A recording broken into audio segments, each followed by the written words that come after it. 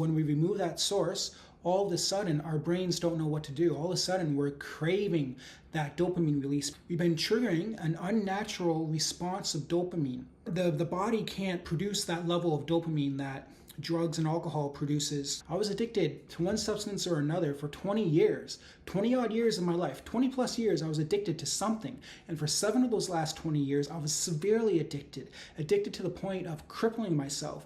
And for 6 of those 7 years, I knew I had a problem and I tried giving myself help, but I couldn't help myself because my failure was in not replacing the drugs and the alcohol with something new, with something fulfilling, with something sustainable.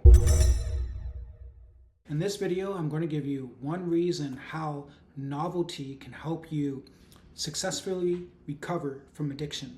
But first, I want to tell you a little bit about this channel. Here I talk about addiction and recovery. The adjacent doorstep is all about taking that next step on a new path. I know the most difficult part of any journey is taking that first step, and that's what I'm here to help you with. Now let's get into it. Novelty is the new drug. You can't just quit an addiction.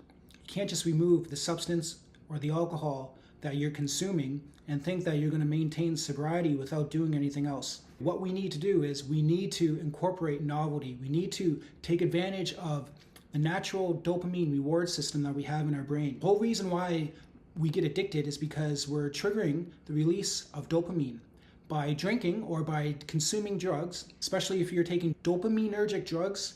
You know which ones I'm talking about: amphetamines, cocaine, heroin.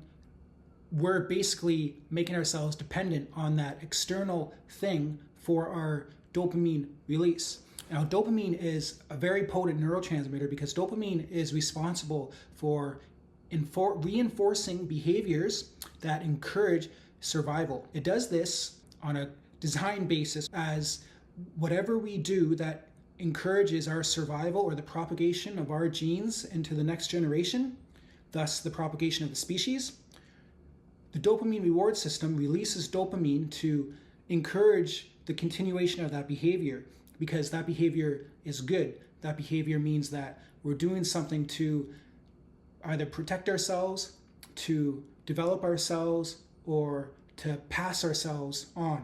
By drinking and doing drugs, we're hijacking that innate reward system. Unnaturally, we are receiving dopamine from an external source. So when we remove that source, all of a sudden our brains don't know what to do. All of a sudden we're craving that dopamine release. We've been triggering an unnatural response of dopamine. The body can't produce that level of dopamine that drugs and alcohol produces. When we remove the drugs and alcohol, we become desensitized, where our brains are desensitized through the abuse that we laid upon ourselves through the drugs and alcohol. It takes some time for the brain to rewire itself, and it takes time for the brain to resensitize to dopamine. It can take a long time depending on the severity of the dependency and the addiction. It can take a month, it can take 3 months, 6 months, a year. It can even take 2 years. When looking at the fMRI, the functional magnetic resonance imaging of the brains of methamphetamine users, it shows that within 2 years, the brain can recover to its baseline of operation. So the baseline level of blood flow to the brain repairs after 2 years, but it can take up to 2 years to repair. And in some instances, the brain doesn't repair at all. Depending on what you were addicted to, and depending on the severity, everyone's going to have a different length of experience in terms of repairing the brain and resensitizing the brain to dopamine. Now, resensitizing the brain to dopamine requires novelty, and that's why novelty is the new drug. We can find novelty through 3 main methods: through seeking novel experiences, through seeking a novel environment, and through seeking novel friends or a novel social network. The only one I'm going to talk about today is novel experience. Now, novel experience, I don't mean you have to go thrill seeking, such as jumping off of a bridge, bungee jumping. What I'm referring to is doing something new, and that can be something simple. That can be something simple as studying a new language, learning new words to improve your vocabulary, studying a new subject, reading a new book. For me, I love reading and I love learning. Learning is my new drug. And learning is my new drug because novelty is what I'm replacing my addiction with. I'm replacing the substances and the alcohol with novelty. Novelty of learning, novelty of experience, novelty of environment, and novelty of friends. I've changed everything about myself, everything about my life. I was addicted to one substance or another for 20 years, 20 odd years of my life, 20 plus years I was addicted to something. And for 7 of those last 20 years, I was severely addicted to the point of crippling myself.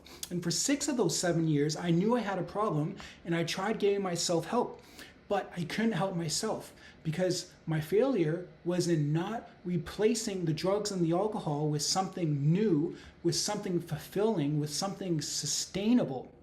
Now I have a sustainable release of dopamine that I'm triggering naturally through seeking novelty, through learning new things. I'm learning all kinds of new subjects. I'm learning new vocabulary.